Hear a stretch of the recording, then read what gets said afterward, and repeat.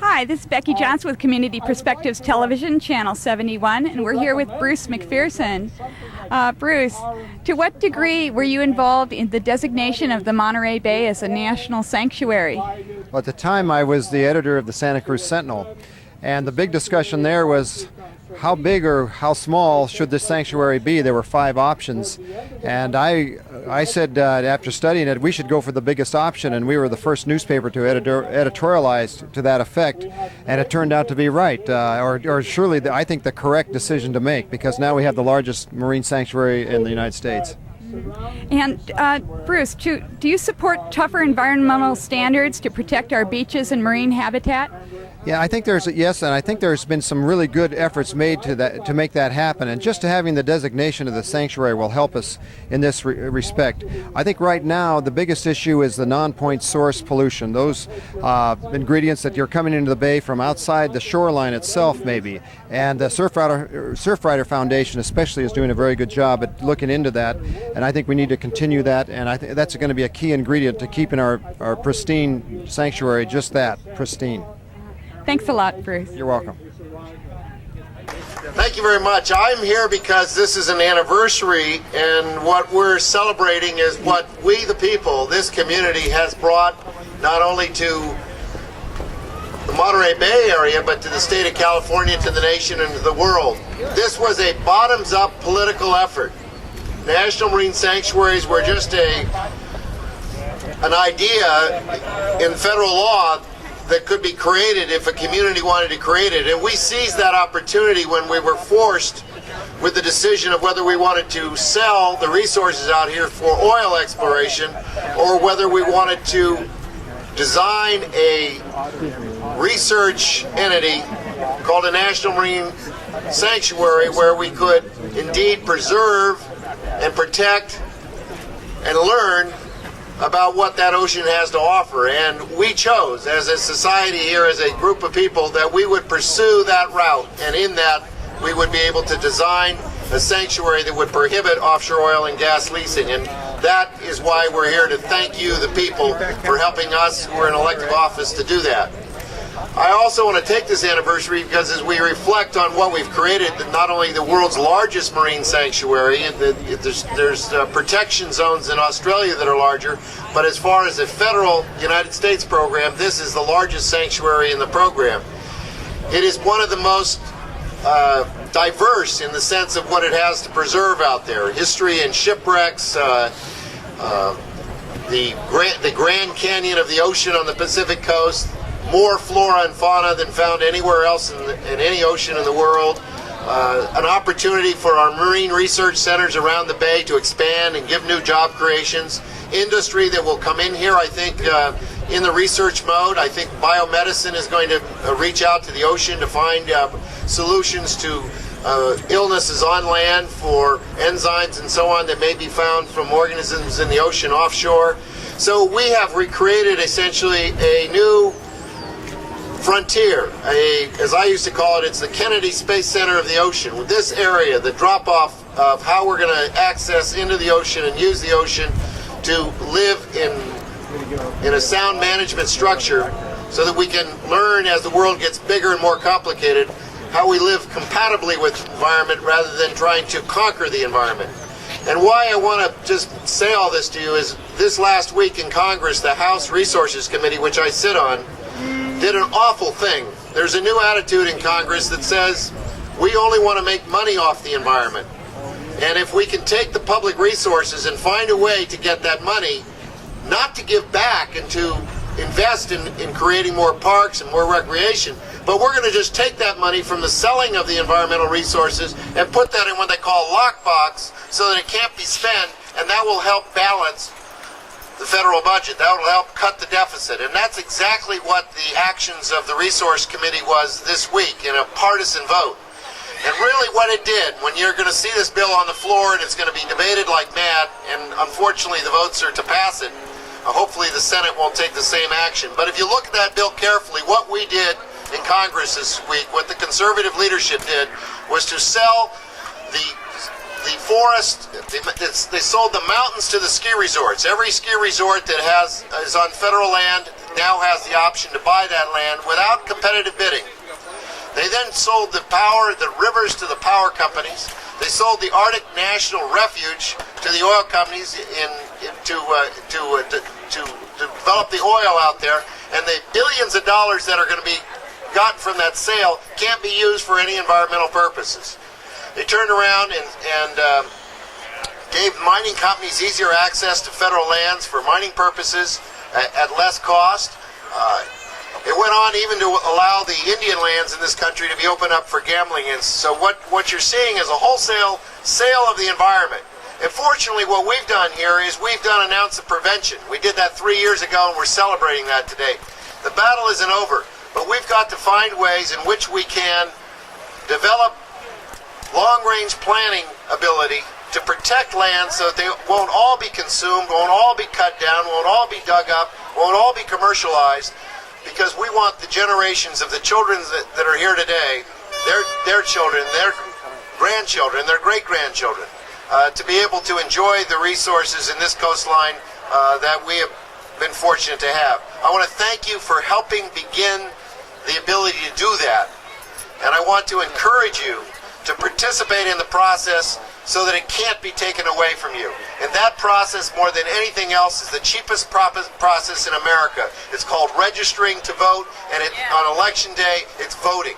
Those two things can make a big, big difference. 1996 is an election year. You need to protect what we've created here today, and we can do that through the political process. Thank you for making that political process. Bring it to us, and hopefully we'll work together to preserve it for our children. Thank you very much.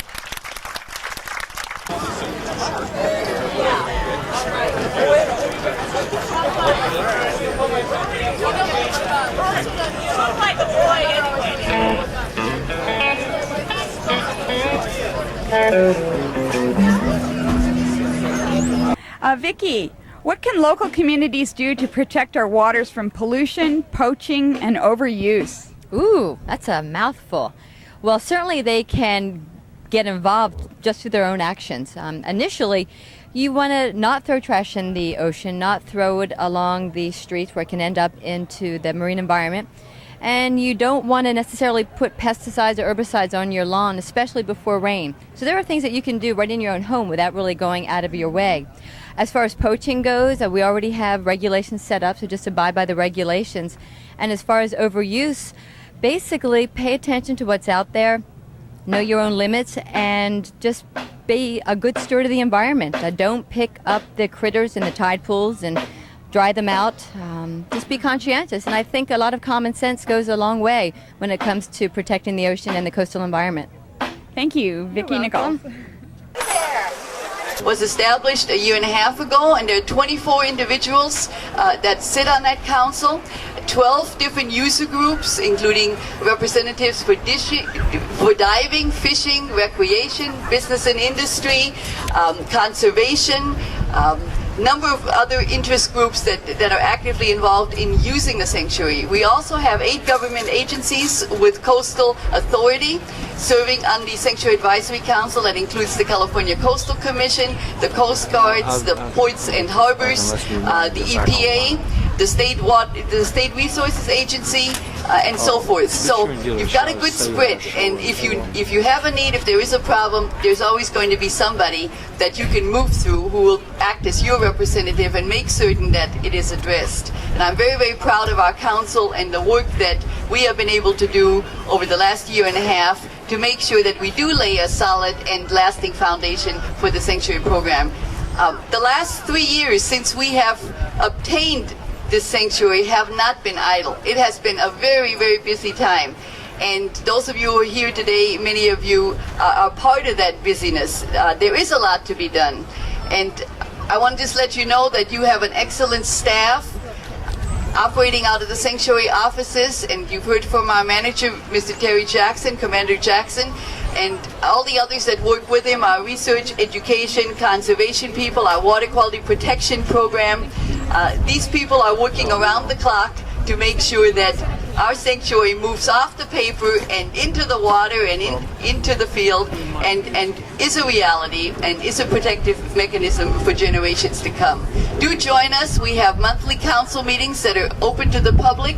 We usually meet for a full day on the 4th Friday of the month, and we try to move around up and down our beautiful coast so that we visit various communities and give the public there a chance to participate with us.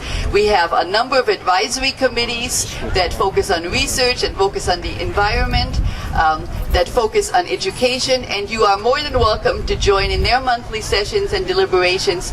And in addition, of course, in our new task force, which is to build a private foundation to raise private monies so that we can supplement the sanctuary budget and do that in a practical way and do that in a democratic way and avoid the user fees, which were supposed to have been instituted last year. And with your good help, we were able to beat back that proposal. This bay and this harbor and this sanctuary should be free and open for all to use in a myriad of ways. That's the purpose of the sanctuary program, to open up the opportunities for enjoyment and research and protection for our coastal waters, and not to charge for those. And we made that statement loud and clear to Washington. All of us working together were successful, and we now need to make sure that there are sufficient funds for the many things that we want to see happen.